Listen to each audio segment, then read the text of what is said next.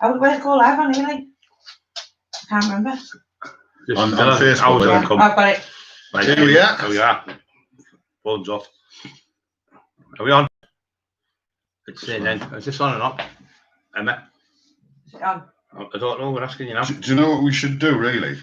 Yeah. Stop it quickly. We got 2 chairs. Yeah. Or do we face this way? No, you're live now. Yeah, we're live. Oh, we're live. Sorry, guys. We didn't know we were live. I'm here today with a very, very good friend, Lee Little. He's 34 years I've known this guy. He's 50-year-old, so he's been pal of known for a long, long time. I'll just let him introduce himself, what he's done, his accolades and stuff in bodybuilding. Welcome today, Lee Little. Yeah. Very, very close friend. Pleased to meet you again, again and again. Yeah. So what have you won? Bodybuilding, we just go through. Bodybuilding, I started, what was it? How old was I? I was 16 when I met you in the Olympia gym. I was 12 years old when I first started. Yeah. The reason that started obviously was because I got bullied, so I didn't do it to put some size on. I did it to build my confidence. Yeah, because that's what I was like, as you know, when you first met me. Of course. And then the first thing that I went into was Olympia. Yeah. As soon as I went to Olympia, basically, because I've been training since I was 12. Yeah. And not just like 1-2 hours a day, 3 hours a day. Yeah. I got noticed. Yeah. So, yeah. But I've always been noticed, yeah. There's an oldest bodybuilder called Sean Ray, isn't it? Yeah. And you had that type of aesthetic, tiny waist, The massive proportions, shoulders, really good physique, yeah. Going back to your question, the first competition that I won was Batley. Right. Yeah. I think I dieted for about 4 weeks. Yeah. I placed first on that one. Yeah. Then I went in for another one. I can't remember where that was, and I got another first place. That qualified me for Batley. Batley, Sheffield. Yeah. The under 21s over 75 kilograms. Yeah. The thing back, obviously, in the 80s and stuff like that, is there was sort of better categories. There was a lot more people competing, wasn't there? There's a lot of people competing now. Yeah. But there were a lot more. I won't be disrespectful people on, but I think there were a lot more aesthetic bodybuilders then. Oh, absolutely. And there were a lot more ones who have been training without taking steroids and all that type of stuff. They were banging to training. Yeah. Nowadays, kids go to the gym and the first thing they say is, "What steroids do I take?" They've even trained 2 weeks. Yeah. Yeah. So then you went on, didn't you, to progress in the bodybuilding?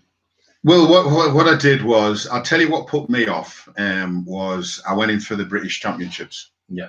And I, I was all enthusiastic and everything like that. But the thing is, I was doing my A-levels as well as obviously training and stuff like that. Yeah. And I remember it. There was Rhino out of Gladiators. Yeah, I remember him. Yeah. I have no idea where he is now. Yeah. But obviously Rhino's, he's pumping up in the, and I went over to him and I went, "You don't know where the under 21, like over 75 kilograms is?" And he went, "Oh yeah, it's here." And I just looked at him. And don't get me wrong, as you say there, I had the proportion physique. Yeah. So did Rhino. Yeah. But the thing is he was a lot bigger. Yeah.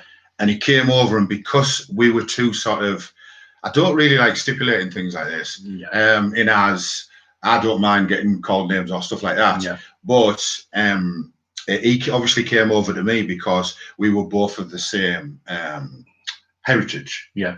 So basically he came over and he went, "You've got an excellent physique, but what you need to do is this, this and this." Yeah. Now, when I listened to him, I wasn't really prepared to go that distance. Right. In other words, he was talking about a lot of steroids to take, this, that, and the other. I was looking, and I was quite lucky, really. Yeah. When I was looking at him, he looked phenomenal. Yeah. When you're going for a show, you think to yourself, "I might win this." Yeah. But when I looked at him, I thought, "I'm going home." It's as simple as that. Do you know what I mean? Same thing with that. Remember Davies? Oh, yeah.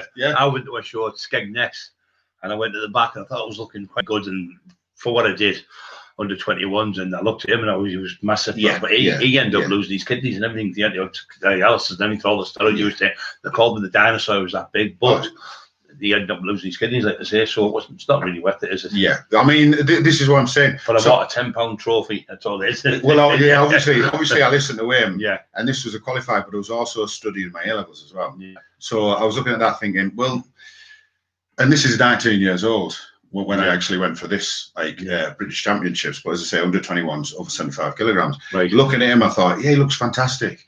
But as you just stipulated there, is it worth the risk in the long run? Yeah. I mean, I'm 50 years old now, so I can say to myself, yes, I was right. But back then, you've got so much peer pressure of people going, you've got a good physique. I was getting sponsored by, God rest his soul, Dave Williams. Sorry, was it Don Williams? Don Williams. Yeah. Don Williams. I mean, to be actually picked out in Olympia, you know, I couldn't even look at that in sort of like a category of like, I mean, you know, I'm getting sponsored in the mecca of sort of like gyms in this area. The gym we're talking about was probably the first American type gym in Britain, wasn't it? Yeah. I mean, people say I'm a bit of a bullshitter about this bodybuilding, but Better Fox trained there, didn't he? Yeah, did he? Trained with me. I trained him a couple of weeks, and people, top bodybuilders came there, didn't we? There was so many people in them. There was Sean Ray, there was Better Fox, there was I'm trying to think, Brad Buchanan. Tom Blatt had been there. Yeah. He'd been at Teesside as well, and there was so many top bodybuilders on in them days, and they were like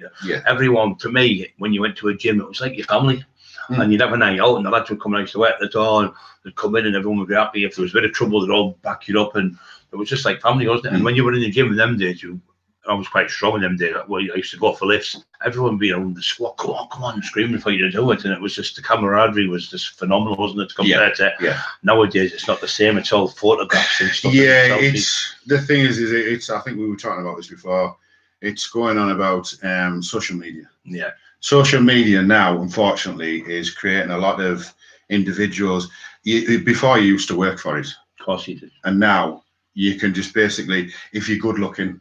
Yeah, like me. If you're good looking, you've got a good physique, which is part and parcel of it all. Of course it is, and you get like 2,000 likes, then straight away. But the thing is what people, you see, people of this generation now don't realise that social media has narrowed everything down. In other words, we're talking the best of every country. Yeah. So when, you know, I listen to so many people going, I look fat, I look this, that, and the other, I'm going, don't look on social media, don't look on Instagram, because you will feel terrible. Yeah. I'm laid in the bath in the morning going like that, going, Jesus Christ, I feel like quitting. Do you know what I mean? Yeah. But what you're looking at now is the top 5% of every country. Yeah. So that's narrowed, say, down. Before you were just looking at the Northeast.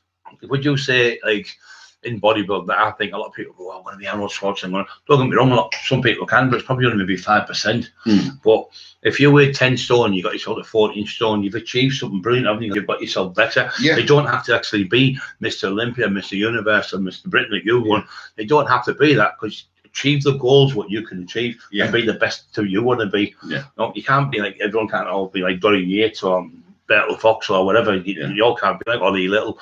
It's the truth. The thing is, Lee have known each other 34 years.